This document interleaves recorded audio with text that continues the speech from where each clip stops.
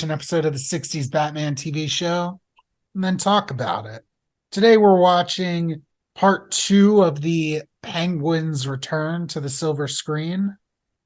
It's called Not Yet He Ain't, which might be my favorite title of all Especially if the. you saw it without the first half. Yeah, I just the part 2s are always really goofy. Except for A Death Worse Than Fate. It almost sounds like a James Bond adventure. Yeah, for real. For a little refresher, I guess it's been a while. The Penguin, he went straight last week, He's except no he longer really didn't. gay. Oh, yeah. Yeah, they got the gay out of him.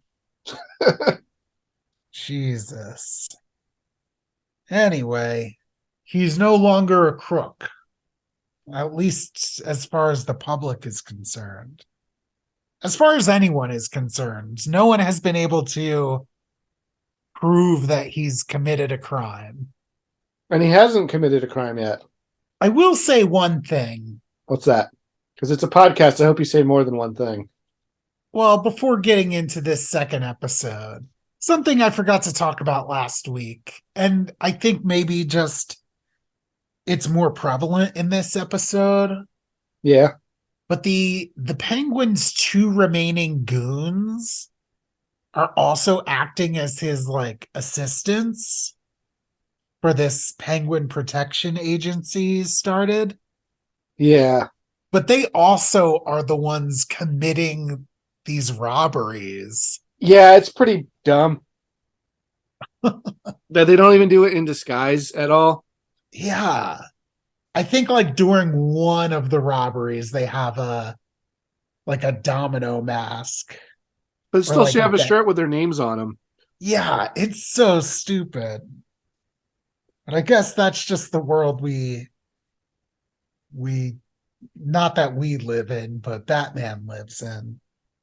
Yeah, it's just the world we visit. Yeah. Anyway, a bunch of stuff happened. Well, listen to last week's episode if you need a refresh. But basically, Batman and Robin are tied up behind a shooting gallery.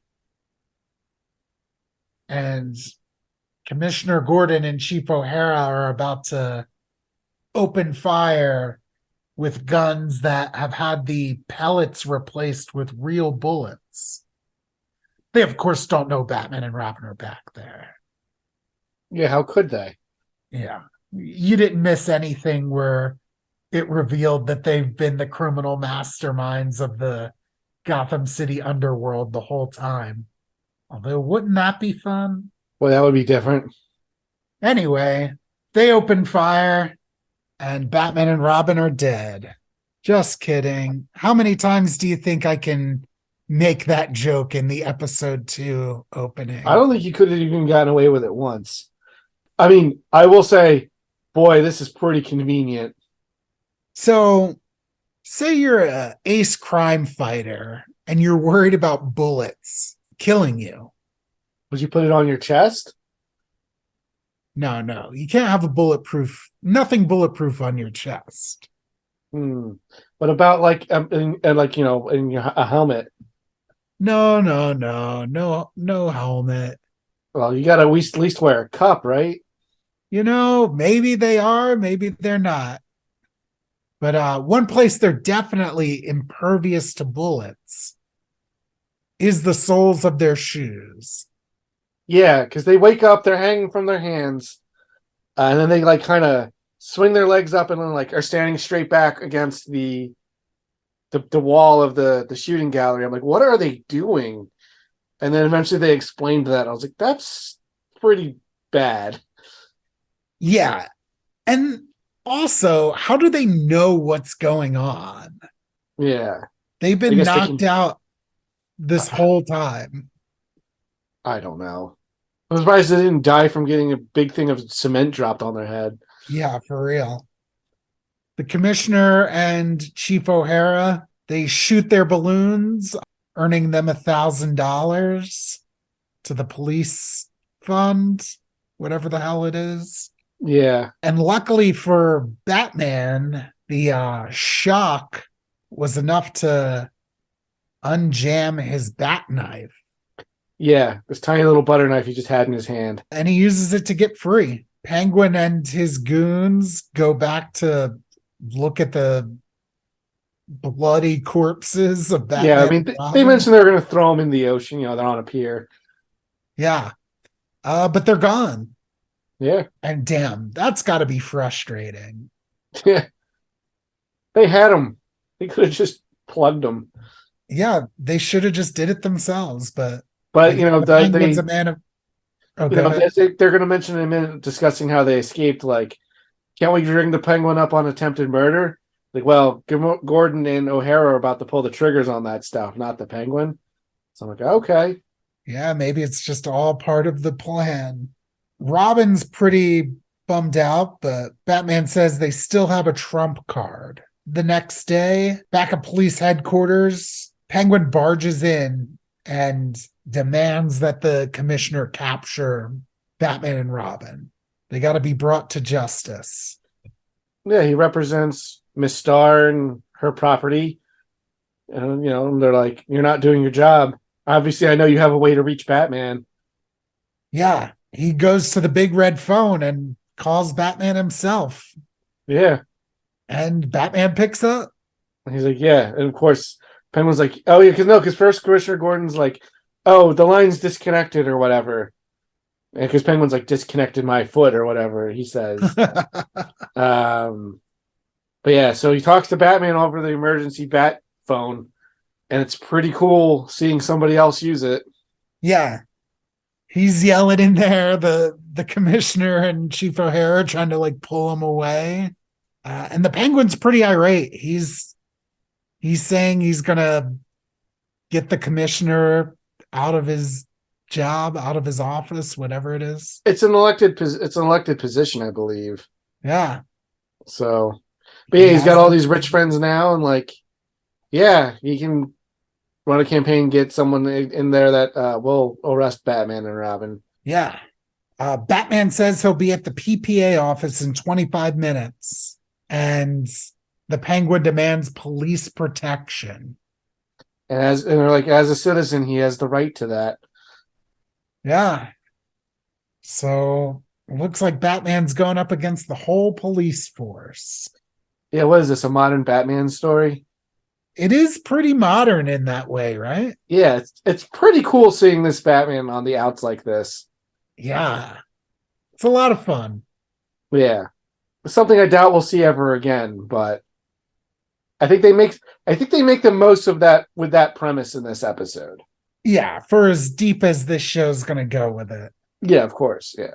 Like I don't expect we'll ever see Batman raise a fist against a police officer. Yeah, I don't think they're going to. Well, it wasn't written yet, but it's not like they would adapt like Batman or Bruce Wayne Fugitive or whatever. Although, damn, I would love to see that. That would have been fun. I know eventually we're going to wind up talking about the 66 comics from a couple of years ago, because part of what was fun about those is it would take characters and concepts from later Batman stories and reimagine them for this world.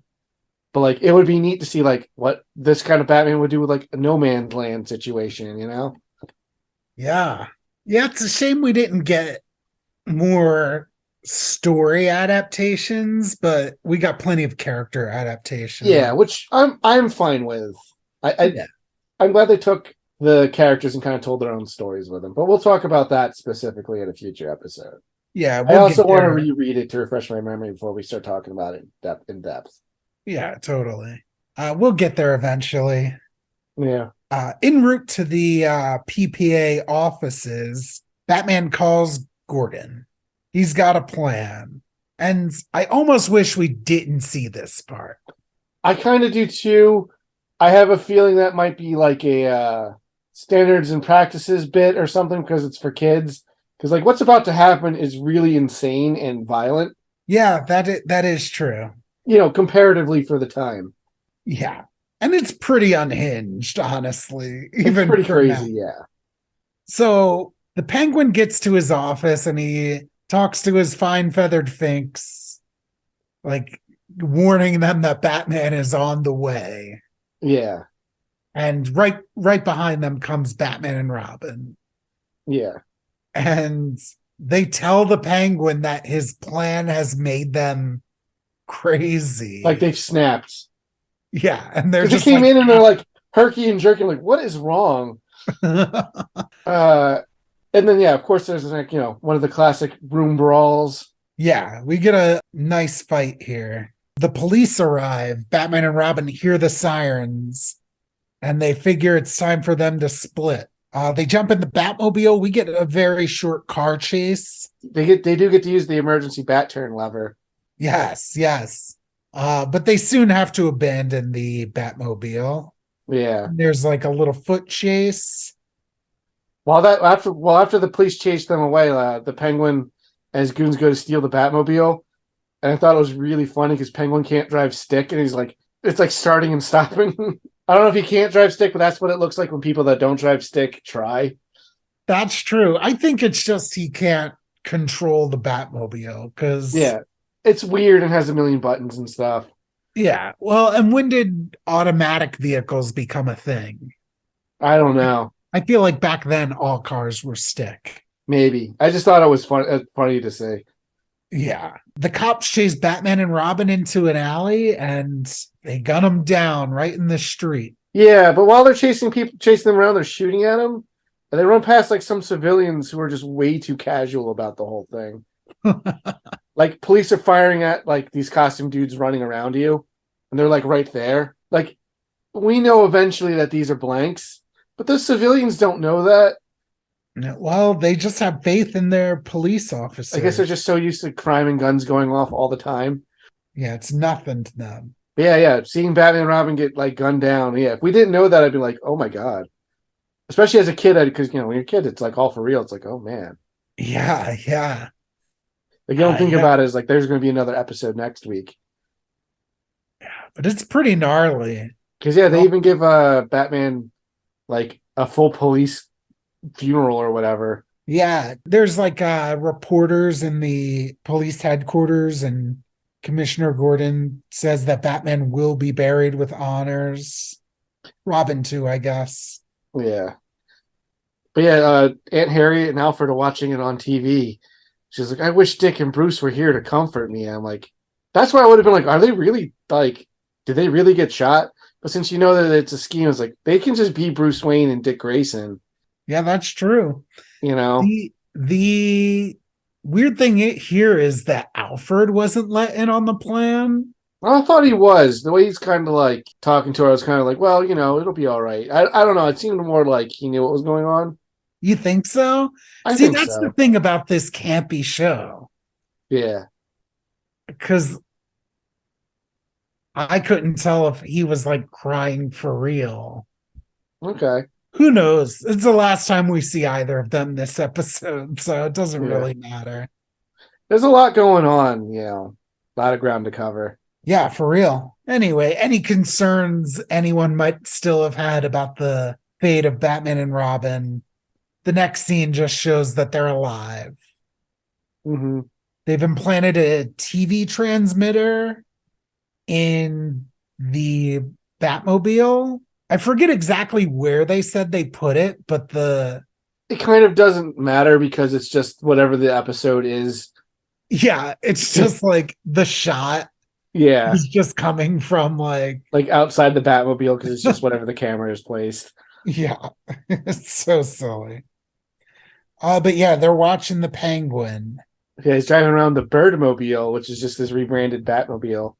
This guy like a mounted umbrella gun and like an umbrella like always above him. It's open. I don't know. I think it's cool. I mean, it's just the Batmobile. I like that Batmobile, but like, I think it's kind of funny that he's not really hiding that it's the Batmobile. Yeah, and no one's just like, "Hey, dude, like you just stole that." I know they were criminals and that they're dead, but you can't just take that car. Yeah, I was thinking like later in the episode, like, how is he fueling it? Because it runs on atomic energy and not like gasoline. Yeah, I mean, I feel like he doesn't have it for very long, do you? He does. I know. I'm just saying, like, eventually that's not a long-term plan he's got. Yeah, I guess not. But I guess we are coming up to like his end game though, so yeah.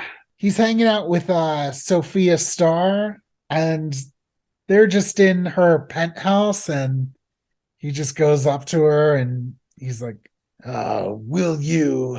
Will you?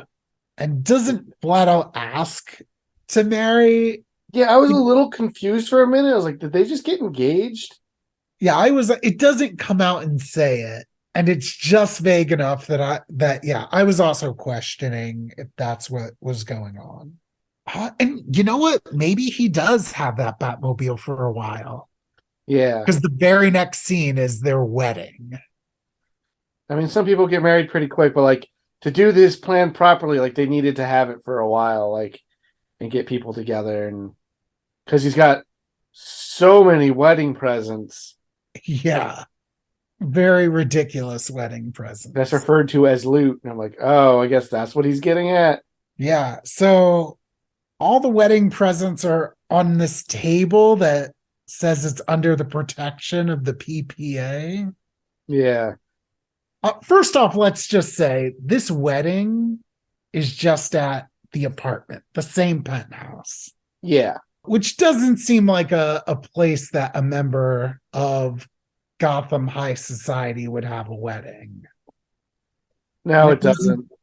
it doesn't seem like a place that a member of Gotham High Society would attend a wedding. Anyway, this was the for all the suspension of disbelief you have to do with this show. This one kind of, I don't know. This one was a hard pill to swallow. I guess. The Penguin and his goons, they set off a bomb in the water pipes. Which, yeah, I thought was a weird. I was like, why is he going to blow up the water? It makes sense when you start seeing when it starts coming together. Yeah, so water's leaking from everywhere, and the guests start rolling in. Yeah, it's like it's raining inside.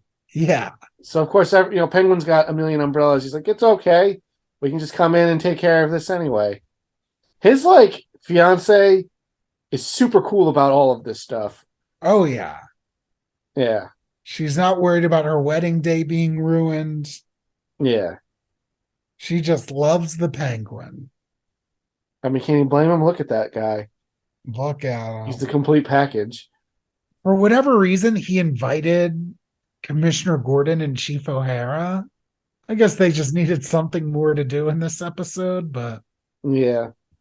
seems like weird guests for the Penguin to invite when he's about to pull the biggest criminal caper of his career. Well, I think he wants them to be the fall guys because he kind of blames them on what's about to happen. Oh, yeah.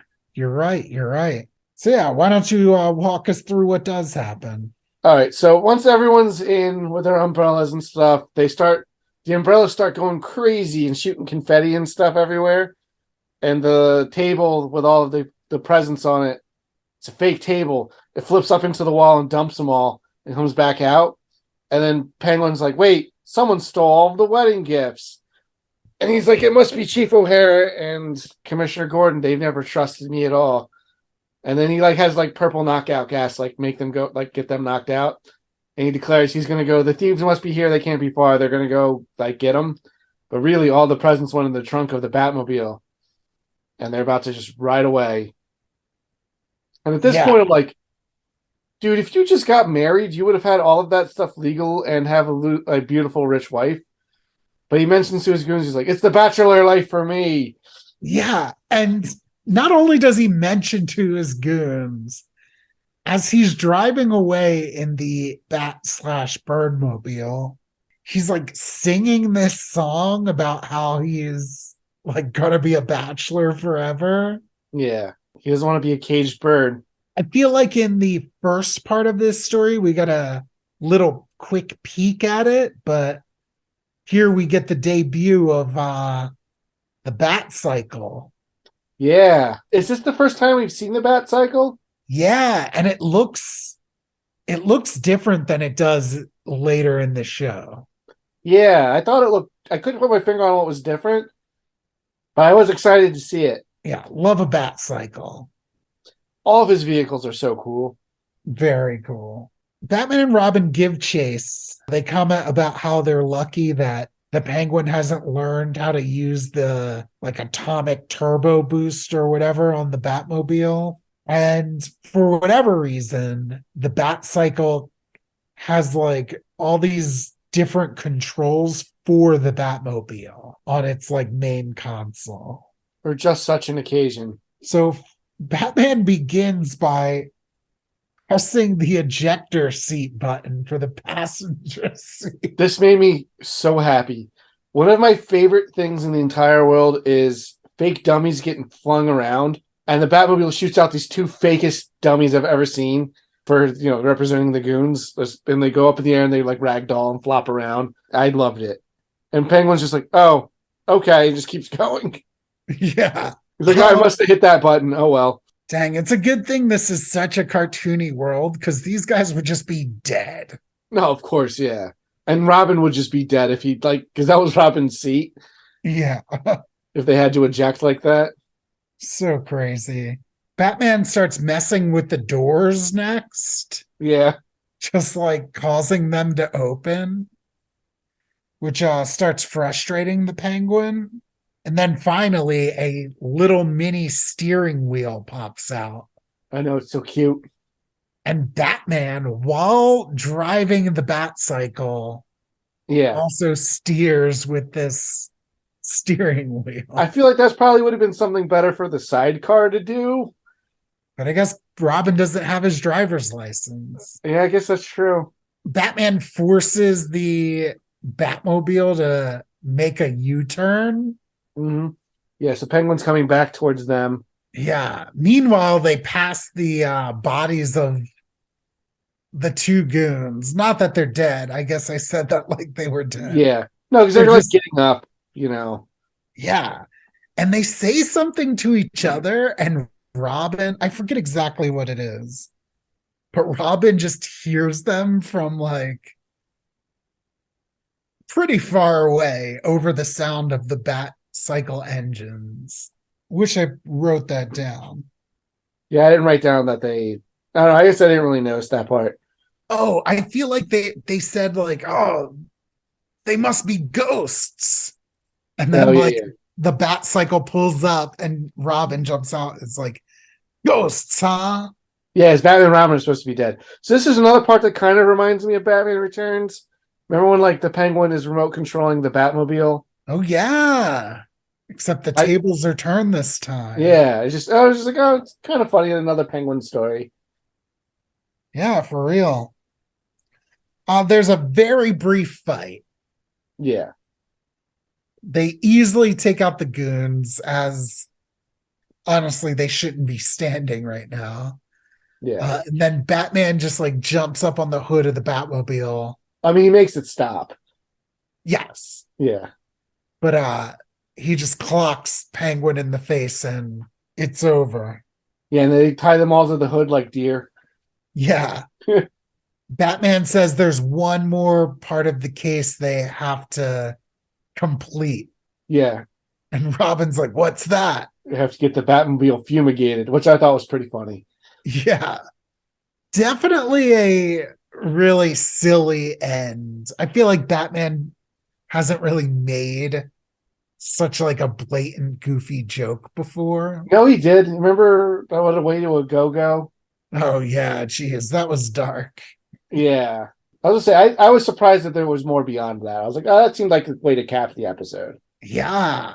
Unfortunately, this ending here kind of soured my taste a little bit. I have mixed feelings on this last little bit. So we're at police headquarters. All the gifts have been returned. Yeah, it's all there because it's going to be evidence in this crime. Yeah. It makes sense that the police have that, Sophia Starr is also there. She's sad that the Penguin was evil, but thinks that she could have reformed him through marriage. Yeah.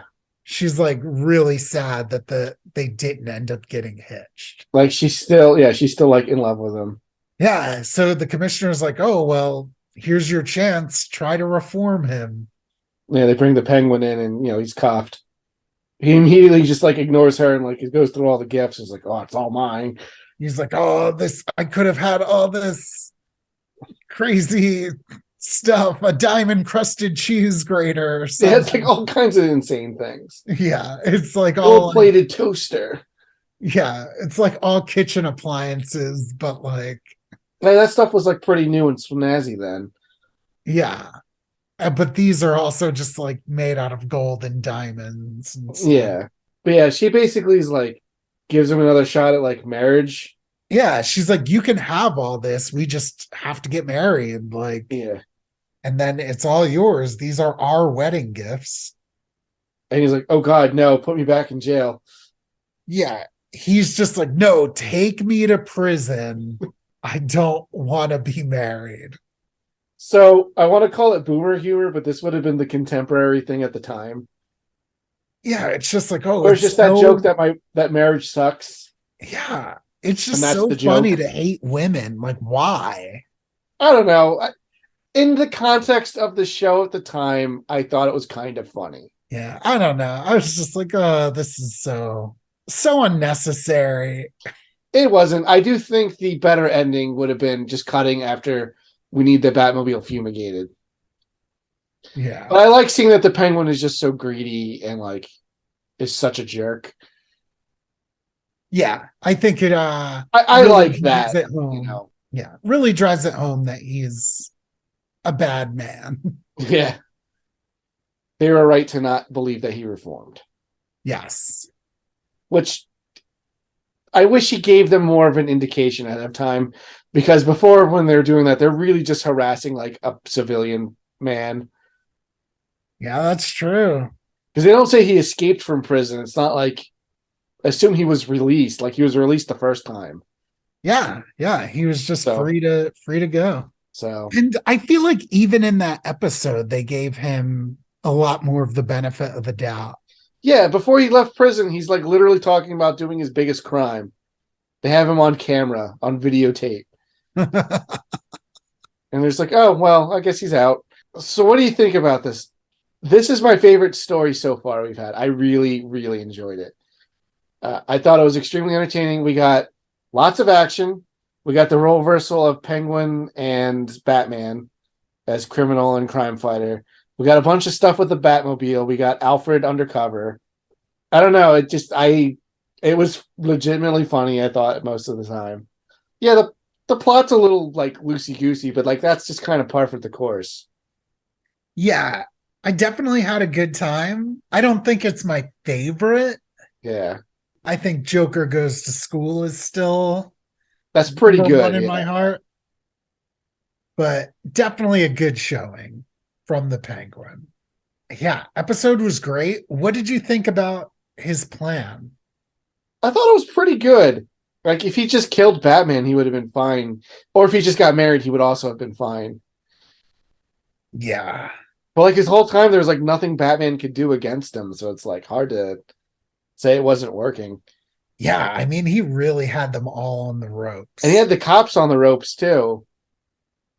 Yeah, he had like public opinion turned Like if he was against playing the him. long game, you know.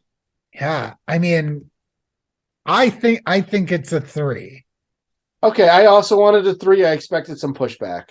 No, I mean, there's nothing really. He, of course, made the stupid mistakes necessary to But end the story. that's his character flaw. So I was like, all right. But yeah, that was, He just wants to love them and leave them. At least he doesn't want to cheat on people. Because he could have just got married and still lived a bachelor life, you know what I mean? that's true. Or he could have got married and then killed her. So in all honesty, like that could have been a lot worse for her. But now she has a broken heart. I mean, better to loved and lost than never loved at all. So profound. And that's what the Batman brings out in you. But yeah, yeah, three is what I wanted. I was going to settle for 2.5, but yeah, three is good if we're in agreement on that. I don't know. I think it's hard to pick like the favorite guest villains because like it's really hard to compete with Riddler and Joker. But like something about Burgess Meredith like slots right into this show. Yeah, he's so good, Yeah, especially for this show. yeah, for this show specifically. I think he's good in general. I've seen him in other things, and I think he's great. But like he's really like the right level of hammy and like the right level of committed to like his character's wacky and like mannerisms. Yeah, he just such a good actor. I think at the time Riddler was the most popular villain from the series. That makes sense. Frank Ocean's great. So I don't know. And then I know the Joker in general is the most popular Batman villain. At this time, though, I don't think that was the case. I do think he was one of the top tier ones. But I think when they reinvented him in the 80s as like a murderer and psychopath, like that's when he became really popular. Jeez, what does that say about Yeah, comics about us. fans? Yeah. Well, we mentioned like Batman the movie, or not Batman the movie, Batman '89 is your favorite Batman movie, and that's got that like more close to that version of the Joker in it. Yeah, but still He's not like got shades of like classic Joker, but yeah. And I mean, a lot of that is, and I mean, we can get into. you know what? I kind of wanted to talk to you about this anyway. We might as well do it while we're on the Batcast. Did you watch the Flash trailers? Oh yeah, I watched one of them. Yeah, I'm not excited for Michael Keaton's Batman to return, and I'm going to tell you why. It's nothing to do with Michael Keaton, but like the way that he moves and the way that he's shot and like the cinematography and stuff is, it feels so hollow and fake. Like I think Michael Keaton, he's a good actor. I like Michael Keaton. I want to start that off, but I think he and his Batman are the most forgettable part of his movies. What makes those movies really great is the Tim Burton, the way he shot and lit those movies. Oh yeah. Like I'm that, and then mixed with his villains, like that Batman alone, just being around is not interesting in and of itself to me. yeah, and I mean, that's not to say like no one else can do a Michael Keaton Batman. No, I'm not There's saying that, but like the new one, it's not replicating the aesthetic of those movies at all. It's just remember Michael Keaton as Batman. Here he is. yeah. No, and like even it shows the action scenes and it looks more like the like Arkham video games than it does the Yeah, action from the 1989 Batman movie. like the '89 comic kind of really like it's the comic, so it's different. Like you're not going to get the big cinematics. Well, you know what I mean because it's a different medium, but like I think that nailed like the atmosphere and like look of those movies, and I think that translated really well. Yeah.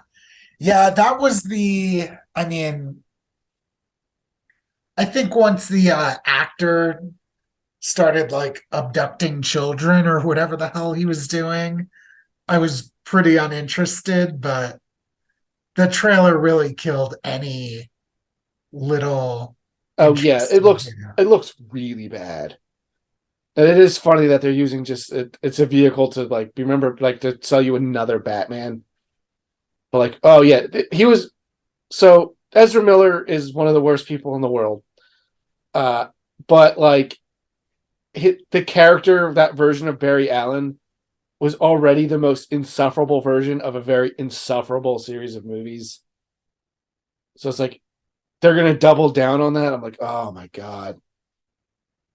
Also, why is the only Flash story that anyone ever wants to adapt Flashpoint? Well, I know they're going to do it as an excuse to like reboot their universe, but like I think you should just reboot it and not worry about having an explanation. yeah, well, you know, they're trying to like keep whatever pieces they think worked. Yeah, because yeah, Uh, they'll keep like the Suicide Squad and probably Gal Gadot as Wonder Woman, maybe Shazam. I don't know. yeah, I mean, as far as Flashpoint being the story to be adapted, like I think, and Flash fans, please don't try to fight me. I don't mean this as any diss on the character, but as far as modern comic book movie aesthetics and just like overall tone, that's really the only Flash story that works. I Like guess. the Flash is like such a fun character that just like I kind of feel like it's the only time he gets to like go big. And like he has had big moments like in the Justice League cartoon, Crisis on Infinite Earths, but everything else like kind of, I don't know, it all requires knowledge of some other DC universe event. Yeah, I think Flash is one of those characters. Like, I love the Flash in general. Like, I'm also a big Titans fan, so like Wally's my preferred Flash. But he's one of those characters that I think is great in an ensemble. Granted, I used to say that about Iron Man, so he was able to like kickstart the whole Marvel cinematic universe. Yeah, but he did that through like a smaller story. Oh yeah, I would prefer a smaller scale Flash story. Like even if they're just doing like Gorilla City. But like Flash has got a lot of fun, interesting rogues. Like, But anyway, yeah, we're way off topic now, but yeah, I just wanted to bring up the Michael Keaton Batman and get your thoughts on it. next week, who do we got? I think it's Bookworm, isn't it? Oh no, it's Riddler's back. Oh, love that guy. The Ring of Wax. Give him the axe. Oh, Bookworm's not for a while. I don't know why I thought he was like on the docket, but that's exciting. Yeah. This is our first three-peat, right? Yeah. So we'll see how he does on his third outing. I'm excited. Well, we'll catch you next week. When's a podcast like a tree falling when no one's around to hear it? I don't know. That was bad.